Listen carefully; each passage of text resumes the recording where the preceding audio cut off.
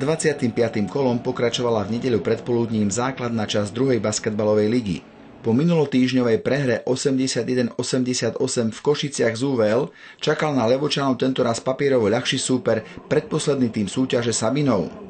Domáci, ktorí nastúpili bez Stana Kolejčányho i viacerých kadetov, začal lepšie, keď po 2 minútach hry viedli už 6-0.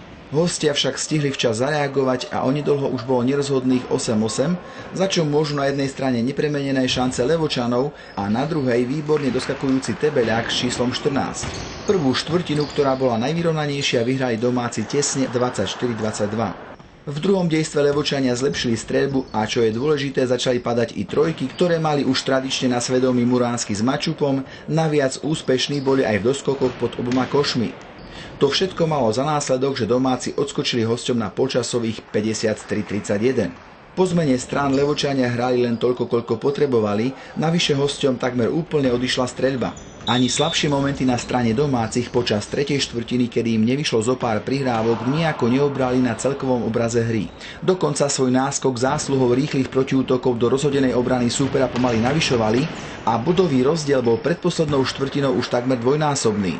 Sabinovčania zrejme v záverečnej časti hry na zápas rezignovali a hrstka divákov tak mohla sledovať exhibíciu domácich. Hostia v tejto štvrtine zaznamenali iba 7 bodov, naopak u Levočanov bolo len otázkou času, kedy padne stovka. Stalo sa tak 3 minúty pred koncom duelu, keď takýmto spôsobom korunoval svoj výborný výkon kadet Matej Kamenický. Basketbalový klub Slovenský Orol Levoča napokon deklasoval mestský basketbalový klub Sabinov v pomere 109-48. My sme tu prišli v podstate s mladým kadrom. Prišli sme si zahrať, hlavne sa nezraniť a mysleli sme, že uhráme lepší zápas, ale bohužiaľ. Domáci prekvapili ma, že ich bolo len 7, ale na to celkom dobre vydržali celý zápas. Kondične to celkom zvládli, no a naši, to sú mladí chlapci, taktické chyby boli tam v obrane v útoku, takže dosť nám to nepadlo do koša. No tak vysoké víťazstvo, myslím, že z začiatku to tak nevyzeralo, lebo super začal hrať veľmi dobre a veľmi rýchlo. My sme sa nemohli chytiť, no a potom od tej druhej štvrtiny už nám to trošku začalo aj padať a ísť. Počet bodov, to je, dá sa povedať, stále je to o tom šťastí, keď nám páda, tak padne aj tá stovka, čo veľmi veľkou príčinou sa o to pričinil aj Matej Kamenický, ktorý je mladý hráč a myslím, že dneska zahral veľmi dobre.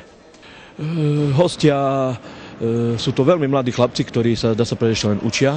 Myslím si, že postupne každým zápasom sa zlepšujú a je to na nich vidieť. Chýbali nám hráči, ktorí mali povinnosti, lebo máme aj veľa trénerov, ktorí trénujú v žiackej kategórii aj spiskej, takže nemohli prísť dneska na zápas. Chorí sme mali veľa, čiže len v takej okleštenej zostave. Z domácich to najviac sypalo Majerskému s 30, Muránskému s 25 a Mačupovi s 20 bodmi. Už spomínaný Kamenický pridal bodov 18. V drese hostí 15 bodov zaznamenal Ižarik a 14 Tebeľák. Na posledné kolo základnej časti cestujú Levočania na palbovku aktuálneho lídra tabuľky Michaloviec. Držte im palce. Po basketbalistoch nastúpili na dvakrát odložený zápas základnej časti prvej ligy aj hádzanári Slovana Levoča.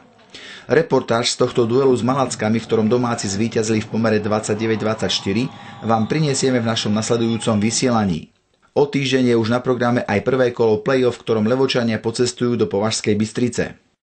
Ďakujeme vám za pozornosť. Aktuálny spravodajský blok z Levoče vám ponúkneme opäť v pondelok 15. apríla.